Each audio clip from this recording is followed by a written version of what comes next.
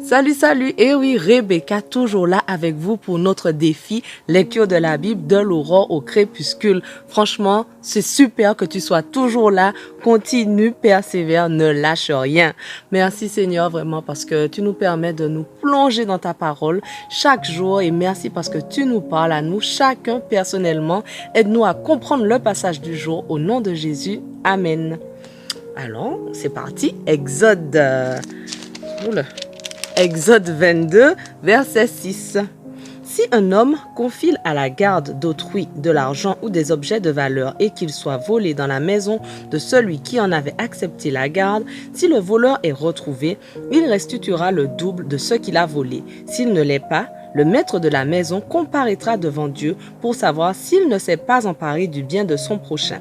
Dans toute affaire frauduleuse, qu'il s'agisse d'un bœuf, d'un âne, d'un mouton, d'un vêtement ou de n'importe quel objet perdu dont deux personnes revendiqueront la propriété, les deux parties porteront leur litige devant Dieu.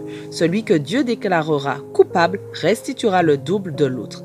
Et si un homme confie en garde à son prochain un âne, un bœuf, un mouton ou tout autre animal, et que celui-ci se casse une patte ou se fait capturer par des voleurs sans qu'il n'y ait de témoin, un serment prêté au nom de l'Éternel départagera les deux parties. Celui qui avait la garde de l'animal jurera qu'il ne s'est pas emparé du bien de l'autre et le propriétaire de la bête acceptera ce serment sans qu'aucune indemnité ne lui soit versée. Mais si l'animal lui a été volé chez lui, il dédommagera le propriétaire. Si l'animal a été déchiré par une bête féroce, ses restes seront produits comme pièces à conviction et il ne sera pas nécessaire de payer d'indemnité pour la bête déchirée. Si quelqu'un emprunte une bête et qu'elle se casse une patte ou en l'absence de son propriétaire, l'emprunteur sera tenu d'indemniser ce dernier. Si par contre son propriétaire était présent au moment de l'accident, il n'y aura pas lieu de l'indemniser. Si la bête a été louée, ce dommage est couvert par le prix de la location. Si un homme séduit une jeune fille non encore fiancée et couche avec elle, il devra payer sa dot et la prendre pour femme. Si le père refuse absolument de la lui accorder, il paiera en argent la dot habituelle des jeunes filles vierges. Tu ne laisseras pas vivre de magicienne. Quiconque s'accouple à une bête sera puni de mort. Celui qui offrira des sacrifices à d'autres dieux qu'à l'Éternel devra être exécuté. Tu n'exploiteras pas l'étranger qui vit dans ton pays et tu ne l'opprimeras pas, car vous avez été vous-même étrangers en Égypte. Vous n'opprimerez jamais ni la veuve ni l'orphelin. Si vous les opprimez de quelque manière et qu'ils fassent monter leur plainte vers moi, je ne manquerai pas d'écouter leurs cris. Je me mettrai en colère contre vous et je vous ferai périr par la guerre, de sorte que vos femmes deviendront elles-mêmes veuves et vos fils orphelins. Si tu prêtes de l'argent à un membre de mon peuple, à un pauvre qui est avec toi, tu n'agiras pas envers lui comme un usurier. Tu n'en exigeras pas d'intérêt. Si tu prends en gage le manteau de ton prochain, tu le lui rendras avant le coucher du soleil, car c'est là sa seule couverture. Autrement, dans quoi s'envelopperait-il pour dormir? S'il crie vers moi, je l'écouterai, car je suis compatissant. Tu n'insulteras pas Dieu et tu ne maudiras pas celui qui gouverne ton peuple. Tu ne différeras pas l'offrande des prémices de ta moisson et de ta vendange. Tu me donneras le premier-né de tes fils. Tu m'offriras également le premier-né de tes bœufs, de tes moutons et de tes chèvres. Ils resteront 7 jours avec leur mère et le 8e jour tu me les offriras. Vous serez pour moi des hommes saints. Vous ne mangerez donc pas la viande d'un animal déchiré par des bêtes sauvages. Vous le jetterez aux chiens. Exode 23. Tu ne colporteras pas de rumeurs sans fondement. Ne te rends pas complice d'un méchant par un faux témoignage. Ne suis pas la majorité pour faire le mal. Et si tu es appelé à témoigner dans un procès, ne te conforme pas au grand nombre pour fausser le droit. Ne favorise pas un pauvre dans un procès.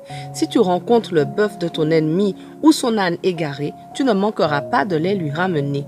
Lorsque tu verras l'âne de celui qui te déteste succomber sous sa charge et que tu n'auras pas envie d'aider cet homme, aide-le quand même à délester son âne. Ne fausse pas le cours de la justice aux dépens du pauvre dans un procès. Ne te mêle pas d'une cause mensongère et ne cause pas la mort de l'innocent et du juste, car je ne tiendrai pas le coupable pour innocent. Tu n'accepteras pas de pot de vin, car les présents aveugle même les hommes lucides et compromettent la cause des justes. Tu n'opprimeras pas l'étranger qui travaille dans ton pays. Vous savez vous-même ce qu'éprouve un étranger, puisque vous l'avez été en Égypte.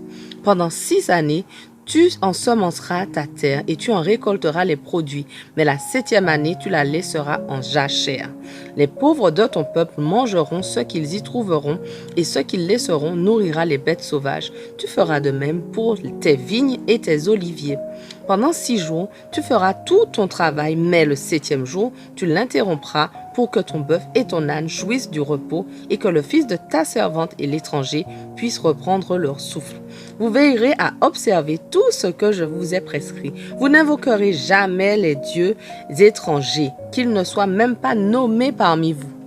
3 fois par an, tu célébreras une fête en mon honneur. Tu célébreras la fête des pains sans levain. Pendant 7 jours, tu mangeras des pains sans levain au temps fixé, au mois des épis, comme je te l'ai ordonné, car c'est au cours de ce mois que tu es sorti d'Égypte. Tu ne te présenteras pas devant moi les mains vides. Tu célébreras aussi la fête de la moisson et des premiers fruits de ton travail, de ce que tu auras semé dans les champs. À la fin de l'année, tu célébreras aussi la fête de la récolte, quand tu rentreras des champs, le fruit de ton travail. Quand tu rentreras des champs, le fruit de ton travail. 3 fois l'an, tous les hommes viendront se présenter devant moi, le Seigneur l'Éternel. Tu ne verseras pas le sang des sacrifices qui me sont offerts sur du pain levé, et tu ne conserveras pas jusqu'au matin la graisse des animaux offerts au cours des fêtes célébrées en mon honneur. Tu apporteras au sanctuaire de l'Éternel ton Dieu les tout premiers produits de tes récoltes. Tu ne feras pas cuire un chevreau dans le lait de sa mère. Je vais envoyer un ange devant vous pour vous protéger en chemin et vous conduire au lieu que j'ai préparé pour vous. Respectez-le et obéissez-lui, ne lui résistez pas. Il ne tolérerait pas votre rébellion, car il est mon représentant.